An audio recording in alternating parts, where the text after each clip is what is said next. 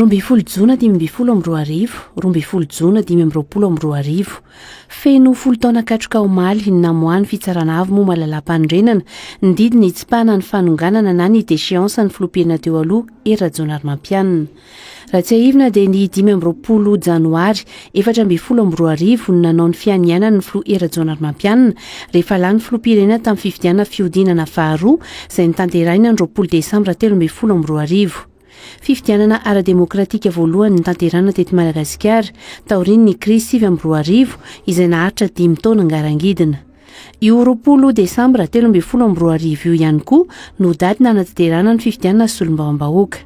Eritaona sy efa-bolana monja taoriny nandraisan'ny fahefana nefa dia nahonga ny solombavam-bahoaka ny filoha era-Jonary Mampianina ny 20 Mey 2020. Niazakazaka be ny toetra raha tamin'io fotoana io satria raha efa nisy tokoa ny fitokonana sy ny fanonganana tao anatin'ny andro vitsivitsy dia tao anatin'ny tapakandro ihany dia nidroso tamin'ny latsabato miafina ho fanonganana ny filompirana tamin'izany ireo solombavam-bahoaka.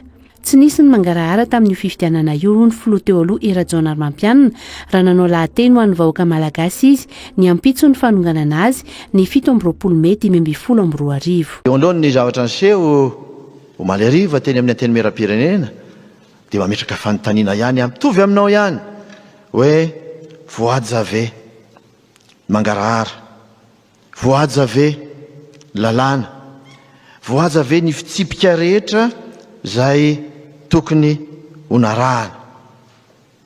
Misy tatitra maro izay tonga ty amiko milaza fa misy ny kolikoly tao amin'ny zavatra natao omaly fa dia ohatra ny hazakazahana esory ny filoham-pirenena ary tao anatin'ny tapakandro dia ny hazakazahana nanaovana izany zavatra izany. Tsy azo ekena ry vahoaka malagasy, tsy azo ekena tompoko rasy tompoko vavy raha zava-dehibe tahaka izany ka andraisana fanapahan-kevitra maika sy maivana tahaka izany.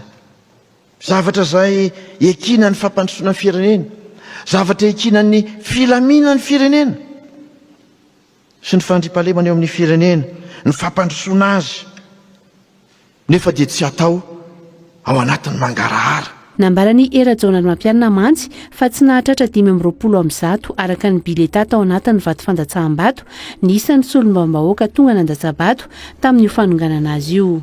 Raha tsy aivina dia 1 ny isan'ny solombavam-bahoaka tamin'izany ka ny 1 no mahafeno ny 2/4 ny solombavam-bahoaka izay fehitrisany ho tratrarina na ahafahana nydroso tamin'ny fanonganana na ny déchéance. 20 ny solombavam-bahoaka eo izay tao anaty efitra ny fidy dia reny ambara ireny fa 20 ambizato no vato izay nisaina. Tsy mba tahaka an'ilay isan'andro hoe firy ny mpifidy dia ampitahina amin'iny ny vato izay voalatsaka fa rehefa latsaka ilay vato tao anatin'ny vata fandatsahana azy dia iny indray no isaina dia tonga dia nilazainy hoe zao zany no isan'ny mpifidy. Ny tsy nandeferany hatramin'ny farany ny anomezana fiara tsy mataho-dalana na fiara 4x4 ho an'ny solombavam-bahoaka no antony nanongana ny anteny miram-pirenena azy ho ny filoha teo aloha era-Jonary Mampianina tamin'io 17 Mey 2020 io. Marina fa tsy dia mora foana ny fifandraisako na ny fifandraisana tamin'ny anteny miram-pirenena fa misy kosa ny zavatra izay tsy nandeferako tahaka ny fitakiana ny fiara tsy mataho-dalana 4x4 tsy nekeko izany no tompontsoan'ny firenena, no tompontsoan'ny vahoaka hozy hoe anatin'izao fahasairanana izao tsy mendrika ny anao izany ny solombavam-bahoaka. Dia izany ve dia hiteraka fahatezerana, dia izany ve dia ho tonga hatramin'ny hoe dia esory io filoham-pirenena io satria tsy mitsinjo ny tompontsoanay. Mbola tao anatin'ny fotoan-tsarotra tanteraka mantsy ny firenena tamin'ny 2020 taoriny nivoahana tamin'ny 5 taon'ny krizy taoriny fifidianana izay nitanterana ny volana desambra 2020 ho ny filoha teo aloha era-Jonary Mampianina. Ny famerenana ny fahatokisandreo mpamoatsy vola hoy izy no ezaka voalohany izay tsy maintsy atao. Ao anatin'ny fotoana sarotra ny firenena satria vao 12 volana isika no azo lazaina hoe nivoaka tao anatin'ny lavaka izay ny aditsika tao anatin'ny 5 taona sy tao anatin'ny 50 taona mihitsy azy. Mila ny fanampian'ny vondrony raisam-pirenena isika, mila fitoniana itsika mba azahoantsika manatanteraka ny ezaka rehetra izay fanatomboka tao anatin'izay 12 volana izay.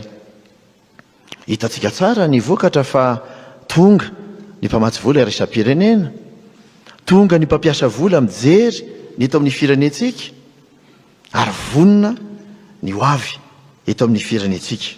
Na efa nahafen'ny fetrisana fanananongana ny fo era-jaonampianina moa ny solombavam-bahoaka dia ny fitsarana avy momba lalam-pandrena ihany kosa ny rafitra ambony indrindra tompony teny farany ka ny 12 Jona 2022 dia namoaka didy ny HCC fa azo raisina saingy tsy mitombona ity fanonganana ny flo era-jaonampianina ity.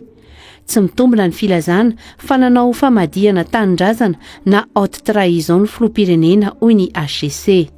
Ny fiarahana amin'ny firenena vahiny ka mitondra fitaovam-piadiana entina noerana ny Repoblikan'i Madagasikara no sokajiana ho famadihana tanindrazana raha ny fanazavana izay nentin'ny HCC tao anatin'ny fanapahan-kevitra izy ireo tamin'izay.